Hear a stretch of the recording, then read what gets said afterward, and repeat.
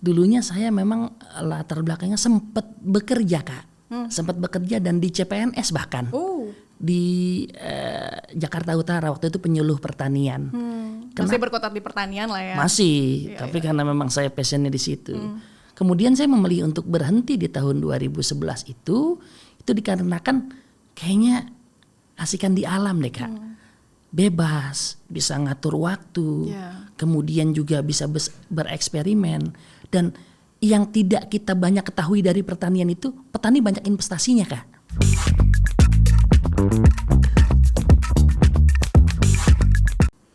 Halo Sobat Antara, ketemu lagi di podcast Antara Close Up bersama saya Nabila Karisti.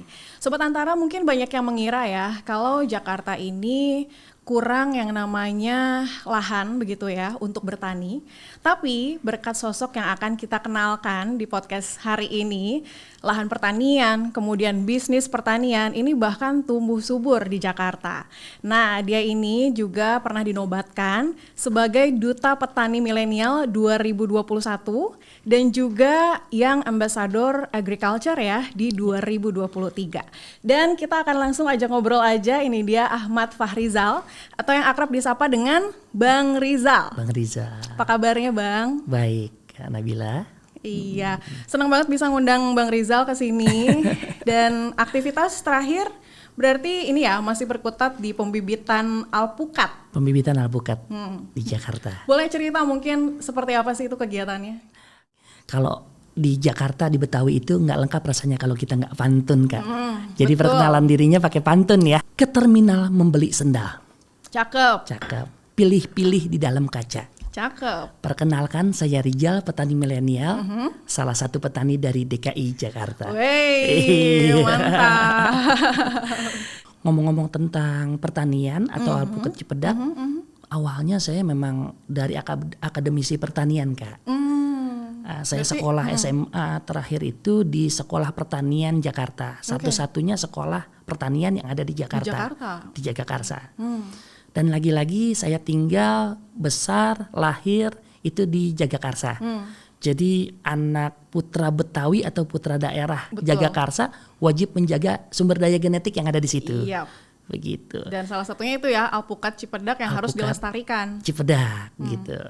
Dan yang melatar belakangi pertanian saya adalah hobi. Rasa senang saya di pertanian itu yang membawa saya kayaknya saya passionnya di pertanian deh gitu. Apa awalnya. sih yang bikin itu jadi passion? Apakah misalnya dari kecil memang sering berkecimpung di dunia pertanian misalnya sama orang tuanya atau gimana tuh? Sebetulnya kalau berkecimpung enggak ya, karena dari orang tua saya udah enggak punya lahan pertanian Kak. Tapi karena masih ada lingkungan saya, lingkungan pertanian, jadi kalau anak-anak sekarang nyebutnya bolang ya Kak ya. Sering ke kebun-kebun, sering ke empang, sungai dan sebagainya. Sawah, gitu. Nah itu masa kecilnya bahagia jadi gitu. Ada cerita ya? Ada cerita dan itu yang melatar belakangnya saya passion di pertanian. Coba bisa cerita sama saya apa sih yang membuat itu jadi seru, jadi asik sampai akhirnya sekarang udah deh nggak melirik dunia kerja yang lain ya, udah fokus di pertanian aja karena saya mungkin kalau sebagai perempuan saya pribadi misalnya takut kotor, terus males sentuhan dengan tanaman karena mungkin bisa alergi dan lain sebagainya. Tapi kalau Bang Rizal sendiri melihatnya seperti apa? Experience-nya gimana tuh? Iya memang unik ya. Dulunya saya memang latar belakangnya sempat bekerja Kak. Sempat bekerja dan di CPNS bahkan. Di Jakarta Utara waktu itu penyuluh pertanian. Masih berkutat di pertanian lah ya. Masih, tapi karena memang saya passionnya di situ.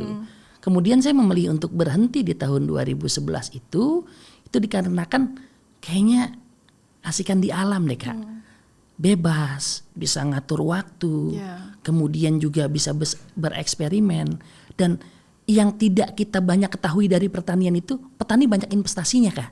Banyak investasinya? Iya. Gimana tuh? Kan kalau kita tanam satu benih, satu biji padi kita tanam, itu kan beratus-ratus biji padi yang akan kita dapatkan. Itu belum bicara masalah cuannya.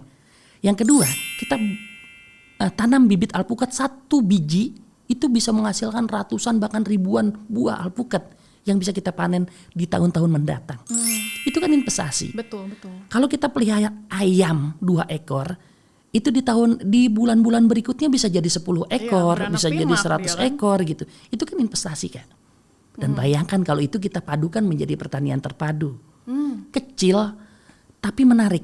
Small is beautiful. Itulah Jakarta dengan pertaniannya gitu. Keren. Apa jangan-jangan sekarang Bang Rizal juga memadukan itu dengan sumber hewani lah ibaratnya begitu dengan sumber dari tanamannya sendiri? Betul. Kayaknya nggak menarik ya kalau cuma bertani satu komoditas aja gitu.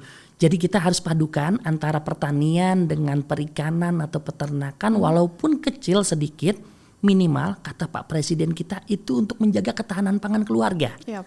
Kalau kita nggak bisa jaga ketahanan pangan nasional ataupun ketahanan pangan negara, minimal kita sudah membantu negara ini menjaga ketahanan pangan keluarga kita. Betul, keluarga sendiri. Iya, kalau orang lain beli cabai di warung, di supermarket, saya tidak usah beli cabai karena saya tinggal petik aja di kebun. Kalau orang lain beli ikan di tukang ikan, Tinggal kita cukup nangkep aja sendiri. panen aja Iya, gitu. iya. Dengan lahan yang kecil, yang orang lain merasa itu tidak mungkin dibudidayakan di Jakarta, ternyata saya mungkin Kak. Di tangan saya mungkin, di tangan beberapa teman-teman petani milenial itu mungkin kok Kak. Ada perikanan di situ, ada sayuran di situ, ada pembibitan alpukat di situ.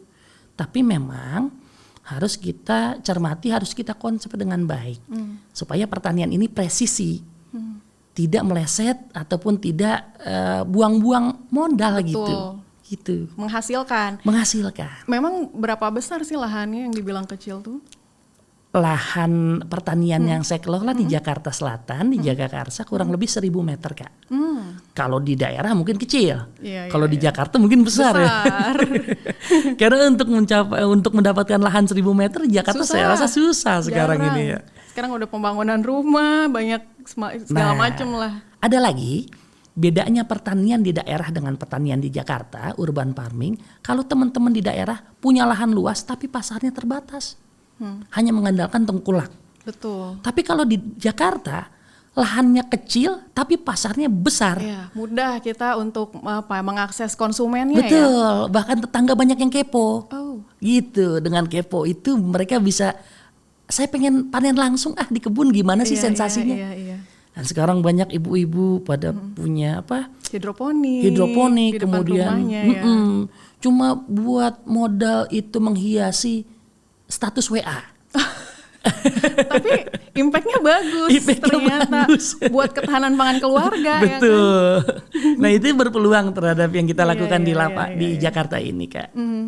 Kalau boleh cerita, ini alpukat Cipedak kan saya cari tahu tuh sudah ada varietas itu sejak lama gitu.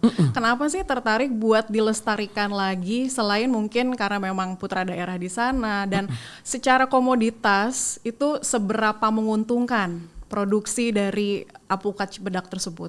Nah ini alpukat Cipedak ini pemicu Kak, tapi tidak ada figur, tidak ada tokoh yang mencuat dari daerah asalnya. Nah saya lihat itu, kemudian saya merasa prihatin, kenapa tidak anak muda yang mengambil peluang ini, kemudian saya mencoba untuk memberanikan diri membudidayakan itu. Di Jagakarsa, di Cipedak itu hampir tiap rumah itu tanam alpukat. Tiap rumah sekarang tanam alpukat Cipedak? Tanam alpukat Cipedak. Dan hampir rata-rata tiap rumah itu panen. Wow. Rata-rata pohon induknya itu udah usia 20-25 tahun. Dan tidak sulit cara pemasarannya. Tengkulak yang datang sendiri bawa timbangan, dia yang timbang langsung di pohon begitu. Yang petik. Kalau misalnya bicara varietas dari alpukat Cipedaknya sendiri, beda sama varietas-varietas lainnya nih seperti apa nih? Kalau orang bilang ini alpukat Cipedak ini secara umum ya alpukat mentega. Kita patut mengedukasi masyarakat bahwa alpukat itu tidak ada alpukat mentega. Semua alpukat mentega kalau menurut kami Kak. Karena belum ada alpukat mesis kan. Gitu. Jadi alpukat mentega itu hanya julukan menggambarkan daging buah dan legit, kemudian warna daging buahnya cerah. Gitu. Tidak berserat. Nah ini salah satu alpukatnya. Dan peluang alpukat ini untuk ekspor itu tinggi Kak. Karena orang luar negeri itu sukanya yang ukuran sedang. Tidak suka yang besar. Alpukat ini kita masuk di ukuran, di size. Kemudian alpukat ini belum ada banyak di pasaran. dari 200.000 bibit yang sudah saya pasarkan sejak 2017 sampai saat ini, impactnya panen buahnya belum banyak di pasar induk, gitu. Dan sekarang harga di supermarketnya aja sekitar 100.000, 75.000 sampai 100.000 per kilo. Per kilonya. Isinya 2, Iya. 2 atau 3 gitu. Iya. Bayangkan kalau kita bisa mengambil peluang ini aja, itu berarti kita bisa menghasilkan cuan. Betul, begitu. betul. Itu dari alpukatnya. Dan kalau alpukatnya saja sudah berpeluang, apalagi bibitnya, begitu. Makanya saya memulai dari pembibitan. Dari sekian lama 2017 sampai 2025 saya pembibitan, saya akumulasi, saya kumpulkan, saya tabung. Kemudian saya mencoba untuk membeli lahan di luar Jakarta. Oh, di mana? Di Rumpin, Kak. Oke. Di Jawa Barat. Nah, itu saya arahkan, saya prioritaskan untuk produksi buahnya di situ. Dari pembibitan sampai panen itu kan sekitar 3 tahun ya? 3 tahun. Sekitar 3 tahunan. Itu kalau misalnya ketika dipanen buahnya itu seberapa masif sih, seberapa banyak biasanya yang dihasilkan dari satu pohon? Satu pohon itu bisa menghasilkan 100 sampai 200 kilo. 100 sampai 200 kilo ya, berarti kurang lebih sekitar ya 2 kali lipat dari jumlah tersebut lah ya untuk jumlah butirnya ya. Kalau kita konversikan ke rupiah, 200 kilo, harga per kilonya 30.000. 30.000 harganya? 6 juta satu pohon, Kak. Nah itu sangat menjanjikan, Kak. Iya. Jadi bandingannya kalau orang Jakarta tanam pohon alpukat 1 di depan rumah sama pelihara kontrakan, itu sama. Nilainya, value-nya. Iya. Dan kita nggak perlu perawatan yang intensif seperti cabai, seperti benar, soal perawatan saya penasaran seperti cabai, seperti durian gitu. Itu kan kalau tidak dirawat rasanya akan berubah. Tadinya manis jadi nggak manis gitu. Tapi kalau alpukat lebih resisten, lebih tahan dia. Jadi perawatannya nggak banyak, tapi produksinya konsisten, Kak. Dari tahun ke tahun rasanya seperti itu aja. Nah kemudian dia ada, kalau pohon lain itu ada istilahnya ngambek, tidak berbuah lagi. Alpukat enggak, dia terus panen. Iya. Nah maka dari itu semua orang jadi tertarik untuk membudidayakan alpukat. Gitu. Ada anak-anak mudanya juga nggak nih di Jagakarsa terutama? Awalnya anak muda hanya melihat sebelah mata, apa sih gitu budidaya ini. Ternyata makin kesiniin karena ada cuannya. Iya. Kemudian dia melihat figur, Iya. kemudian juga melihat wah ini peluang kedepannya gede. Nah sekarang udah mulai banyak nih, Kak. Udah mulai banyak? Udah mulai banyak anak-anak muda, ada kelompok tani hutan, kumbang, kemudian juga ada gang hijau, kemudian juga ada latar babe, lahan terbatas bawa berkah, itu komunitas-komunitas, ada majelis sayur ternyata, Kak. Oh iya. Iya, di Jagakarsa unik. Jadi Iya. dari alpukat itu banyak bermunculan anak-anak muda yang peduli terhadap pertanian di Jagakarsa. Gitu. Kurang lebih ada berapa banyak tuh anak mudanya dari kelompok-kelompok yang disebutkan tadi? Tadi kurang lebih Ratusan ada? Nggak ada, belum ada. Jadi sekitar 65-an. Itu dari berbagai komunitas itu. Dan saya tampil di situ sebagai edukasi untuk teman-teman membimbing gitu, Kak. Iya. Membimbing yang memang dasarnya basicnya bukan pertanian. Walaupun ada sekolah pertanian di situ. Terkadang akademisi memang tidak melanjutkan. Saya juga bingung juga perlu nih. praktek juga karena kan sebenarnya dan membutuhkan praktisi seperti dirimu, Bang Rizal. Selain alpukat, apalagi sebenarnya yang dikembangkan? Saya di lahan yang kurang lebih 1.000 meter di Jakarta itu sayang kalau cuma hanya membudidayakan alpukat. Memang alpukat usaha utamanya ya, kayak karena memang penghasilannya dari situ, cuannya besarnya dari situ. Cuma saya melihat ada lahan-lahan kecil di pinggir, kemudian ada lahan-lahan di belakang saung gitu kan, di samping saung itu saya budidayakan cabai, kemudian saya budidayakan ikan lele. Yang saya pelihara tapi tidak di kolam, tidak di kolam tanah, kolam beton, bahkan di kolam terpal. Saya peliharanya di dalam galon. Di dalam galon. Kreatif sih. Iya. Tapi kenapa bisa terpikir untuk memelihara di dalam galon? Saya melihat satu effort yang luar biasa ini. Saya bukan bukan awal ya, atau bukan baru, bukan pemicu ya. Saya melihat di media sosial sudah banyak itu, Kak. Saya melihat lagi limbah galon itu banyak terbuang. Betul. Rasa ironi saya ini mau latar belakang kok kayaknya sayang gitu kalau dibuang, ini masih berharga gitu. Yang pertama, yang kedua keluarga saya juga butuh yang namanya asupan protein, Kak. Ya. Kalau saya hanya budidaya Sayuran alpukat, saja, misalnya alpukat saja. sayuran saja itu tidak tercukupi kebutuhan. Protein hewaninya belum nih Iya. gitu kan. Dan saya punya kebanggaan kalau hasil pelihara saya dimakan keluarga gitu, disukai keluarga. Akhirnya saya coba. Dan yang ketiga adalah mudah. Tidak memerlukan lahan yang besar. Kemudian banyak Daya tahan ikannya juga bagus. iya, kenapa saya pilih lele? Daya tahan ikannya bagus, perawatannya mudah. Kemudian bisa menjadi Sumber penghasilan baru? sumber penghasilan baru pasti. Tapi yang jelas ada hiburan lain di kebun gitu. Yang tadinya Biasanya main tanaman. cuma selang aja, cuma siram-siram, sekarang kita kasih makan ikan. Oh, ikannya gede gitu. Kalau tanaman itu kan pasif ya, tidak bergerak ya. Tapi kalau hewan itu kan aktif Iya, ya, benar, dinamis hidup gitu, dia. besar, tumbuh gitu. Itu seru, Kak. Dan ternyata itu tidak main-main. Ketika saya usahakan, karena mungkin saya posting di media sosial, banyak yang ikut.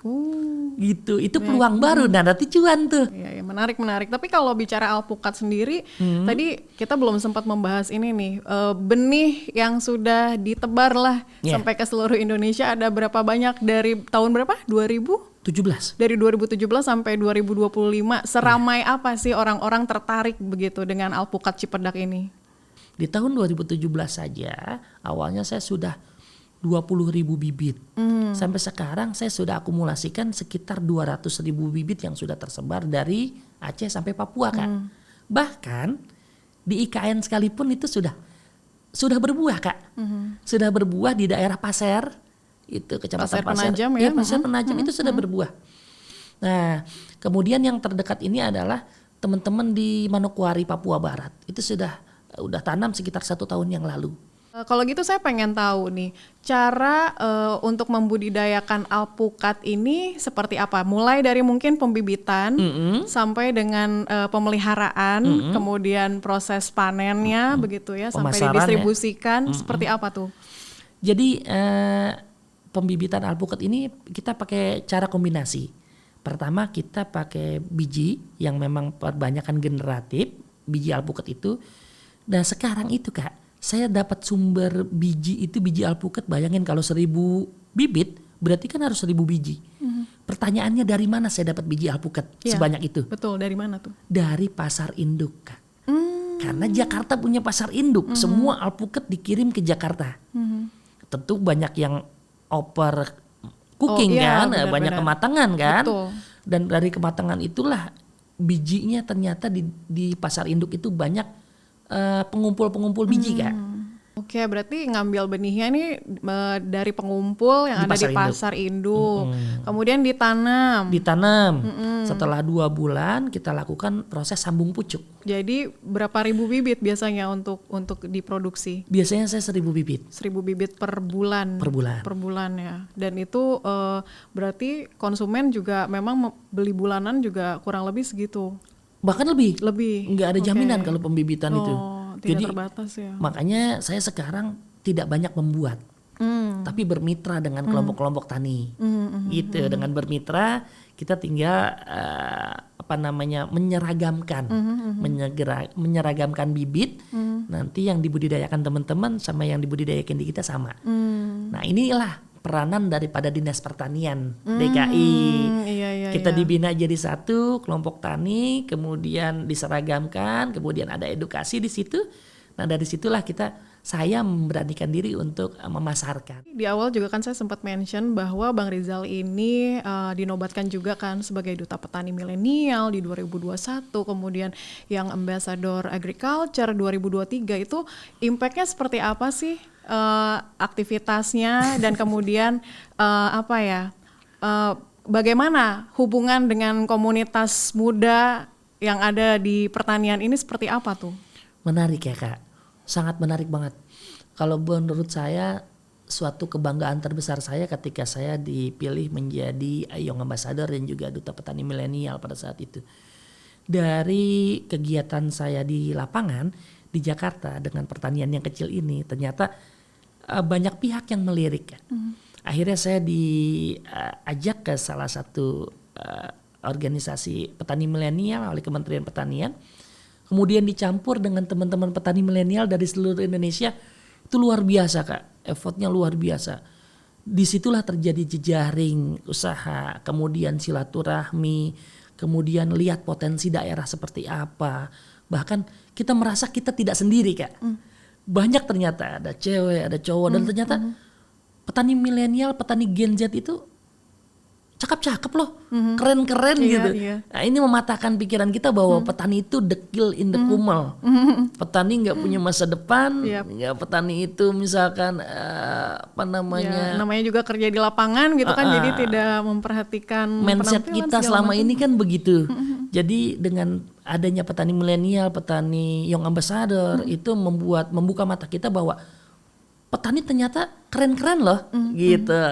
Petani itu ternyata mengasihkan loh, ternyata seneng loh, keren loh jadi petani, enak juga nih jadi petani, dan ternyata yang kita rasakan di Young Ambassador itu. Dan eratnya dengan komunitas dari Young Ambassador sendiri seperti apa? Networking yang bisa dibangun bagaimana? Kalau awalnya itu ya kita ada edukasi untuk persiapan ekspor seperti itu, kemudian untuk ketahanan pangan, MBG dan sebagainya nih.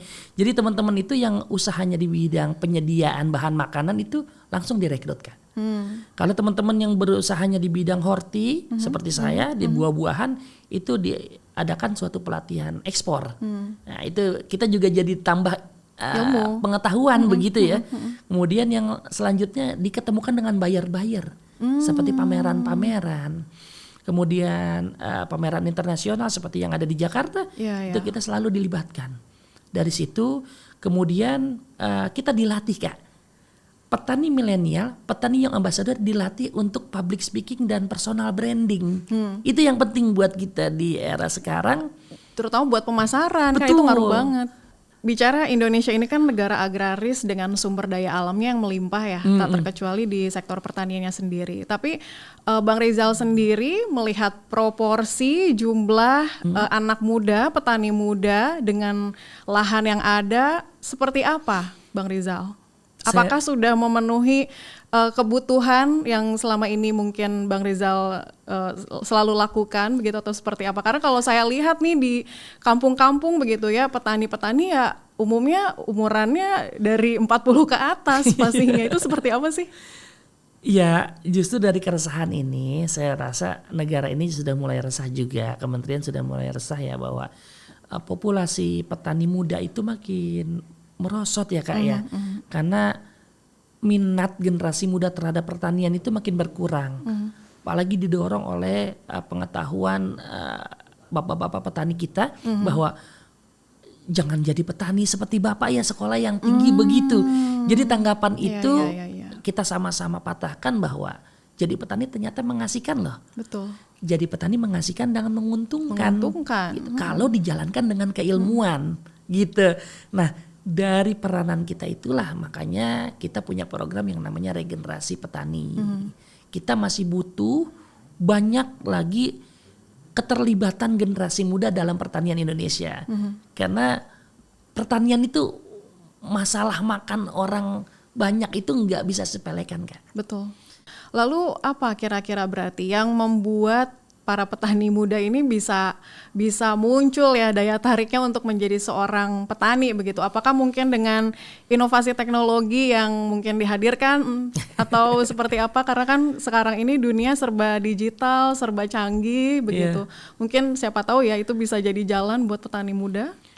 Saya rasa teknologi hanya menyumbang berapa persen dalam ketertarikan ya. Anak muda zaman sekarang itu butuh panggung Kak. Butuh effort ya, butuh pengakuan begitu. Jadi butuh figur.